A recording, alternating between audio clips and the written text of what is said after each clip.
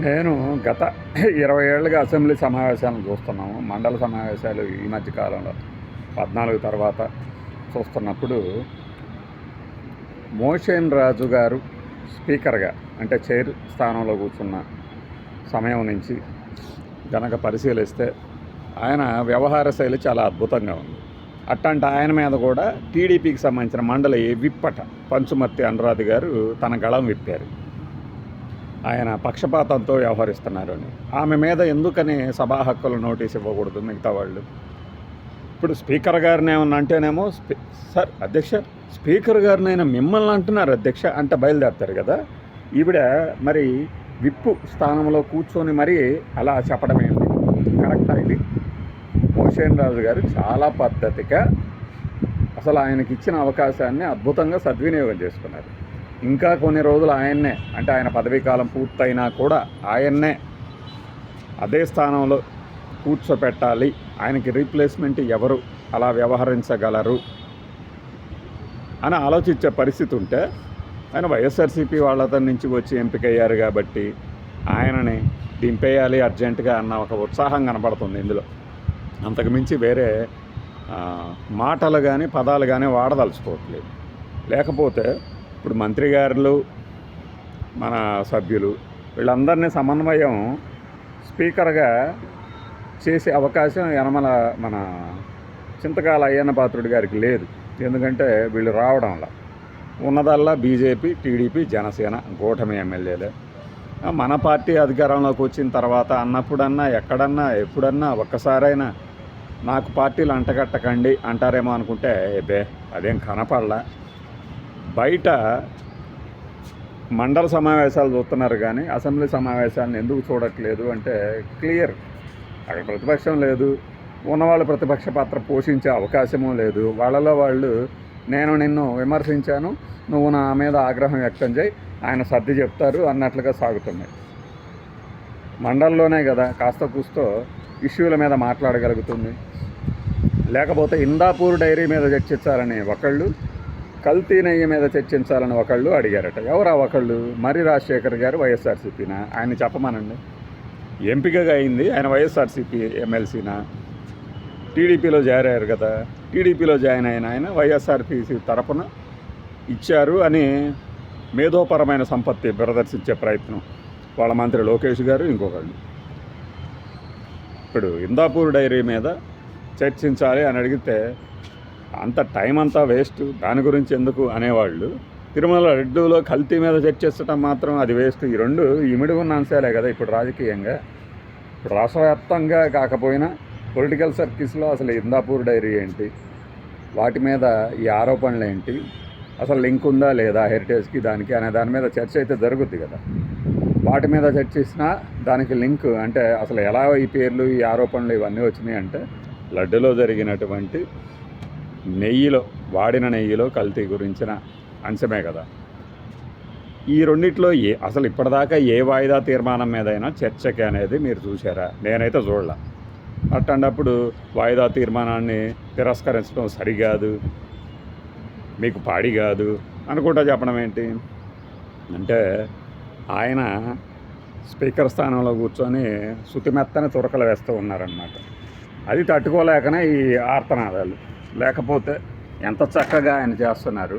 ఇవన్నీ అందరికీ తెలిసి కూడా ఇలా ఎందుకంటారంటే రాజకీయపరమైన ప్రయోజనాలే ఉంటాయి. ఆయనకి సరైన స్థానం ఇవ్వకుండా అవమానిస్తున్నారు అని బొత్స సత్యనారాయణ గారు లాస్ట్ టైము సెషన్స్ ముందు మాట్లాడినా, ఆ తర్వాత ఇంకో రకంగా చూసినా ఇప్పుడు మండలి చైర్మన్ వివక్షపూరితంగా వ్యవహరిస్తున్నారు అంటే మంత్రులు మాట్లాడుతుంటే మైక్లో ఏమైనా కట్ చేస్తున్నారా? లేదు కదా. పోనీ సభ్యులు ఎవరైనా కానీ ఎమ్మెల్సీలు టీడీపీ కానీ జనసేన కానీ బీజేపీ కానీ వైఎస్ఆర్సీపీ కానీ లేదు స్వతంత్రంగా వచ్చిన ఎమ్మెల్సీలు, టీచర్ ఎమ్మెల్సీలు, గ్రాడ్యుయేట్ ఎమ్మెల్సీలు వీళ్ళు ఎవరైనా మాట్లాడుతుంటే ఆయన అడ్డుపడుతున్నారా? సభలో ప్రతిపక్షం తాలూకు ఏమంటారు శాంటిటీని కానీ వాళ్ళ విమర్శల వైపుని కానీ నిలబడాల్సిన స్థానం స్పీకర్ది అంటే ఈ ఎమ్మెల్సీ చైర్మన్ గారిది. ఎందుకు అంటే వీళ్ళ సమస్య ఇది అని ప్రభుత్వానికి ఎత్తి చూపే ప్రయత్నమే కదా చేయాల్సింది. దానిని వివక్షగాను పక్షపాతంగానో చూపిస్తున్నారంటే ఆయనకి గతంలో ఉన్న నేపథ్యాన్నే గుర్తు చేస్తున్నట్టు. ఆ నేపథ్యాన్ని గుర్తు చేసి అంటే మంత్రులు లేవగానే అందరి మాటలు ఆపేసేసి మంత్రి గారు ఏం చెప్తే అది అని భజన చేస్తూ పోవాలా? అప్పుడు అసలు ఈ ఎమ్మెల్సీనైనా ఎవరైనా చూస్తారా? ఎమ్మెల్సీలో బొత్స సత్యనారాయణ మాట్లాడారు, వరద కళ్యాణ్ గారు మాట్లాడారు, ఆ తర్వాత ఆయన మాధవరావు మాట్లాడారు, మంత్రి గారు అనిత గారు మాట్లాడారు, లోకేష్ గారు మాట్లాడారు. ఇలా రకరకాలుగా పేర్లన్నీ బయటికి వస్తున్నాయి. ఆసక్తికరంగా చదువుతున్నారంటే ఎందుకు అంటే పోటాపోటీగా జరుగుతుంది కాబట్టి. సరే, ఇక సభలో వాయిదాలు పడుతున్నాయి, గొడవలు చేస్తున్నారు అంటే అది ప్రతి సెషన్లో జరుగుతున్నదే కదా. కొత్తగా జరిగేదేం లేదు కదా. మనం అసలు వైఎస్ఆర్సీపీ హయాంలో ఈ మండలనే రద్దు చేద్దాం అనుకున్నారు. అలాంటి రద్దు చేద్దాం అనుకున్న దాంట్లోనే వీళ్ళకి ఒక బోనస్ లాగా ప్రతిపక్ష నేతగా బొత్స సత్యనారాయణ గారిని మాట్లాడటానికి అవకాశం దొరికింది. ఇప్పుడు వీళ్ళ మనసులో ఏమన్నా వస్తుందా? మండలం రద్దు చేస్తామని చెప్తారా? అంటే ఈ చర్చ వల్ల ఉపయోగం లేదు అని చెప్పే ప్రయత్నం ఏమైనా చేస్తారా? చేయరు, అస్సలు చేయరు. ఈ క్రమంలో మండల చైర్మన్ పాత్ర మెజారిటీ ఉన్నది కాబట్టి అప్పుడు వైఎస్ఆర్సీపీకి సంబంధించినటువంటి వ్యక్తిని అప్పట్లో ఎమ్మెల్సీ చైర్మన్గా చేశారు. ఇప్పుడు ఆయన ఆ పార్టీకి సంబంధం లేదు, ఉన్నట్టుగా వ్యవహరించడం లేదు. సరిగ్గా మీరు చూస్తే అర్థమవుద్ది.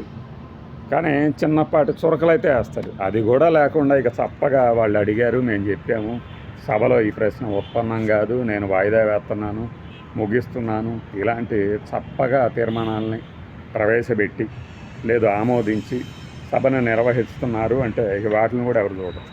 మోషన్ రాజు గారి మీద వీళ్ళందరికీ ఎందుకు అక్కసు అంటే అందుకే వేరే పార్టీ కదా, మనం రాజకీయమే చూస్తాం. లేదా మంత్రి గారు లేచి సమాధానం చెప్తుంటే వాళ్ళకి మద్దతుగా లేచి వీళ్ళందరూ అరుతుంటారు, ఏందో వాళ్ళకేదో పెద్ద మాటలు రానట్టు. వైఎస్ఆర్సీపీ వాళ్ళకి అంటే ఇప్పుడు వైఎస్ఆర్సీపీకి సంబంధించిన మెంబర్లు మాట్లాడుతుంటే ఎవరు సపోర్ట్కి లేవరే. వైఎస్ఆర్సీపీ వాళ్ళు కూడా లేవరు, అవసరం లేదు, వాళ్ళకి వాయిస్ ఉంది.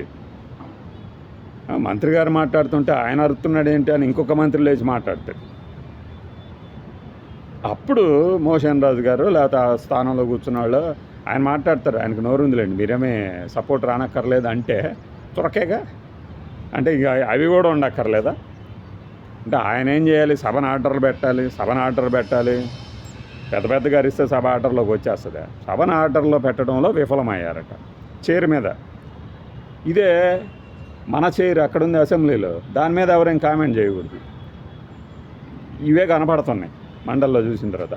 సో ఏంటంటే మండలిలో వైఎస్ఆర్సీపీ సక్సెస్ అయింది. లేదు, వైఎస్ఆర్సీపీతో పాటు మిగిలిన ఎమ్మెల్సీలు కూడా సమర్థవంతంగా తమ వాదాన్ని ముందుకు తీసుకెళ్తున్నారు. అందుకనే ఈ ఉక్రోషం అనేది ఈ తాలూకు స్పందనను బట్టి నాకు అర్థమవుతుంది.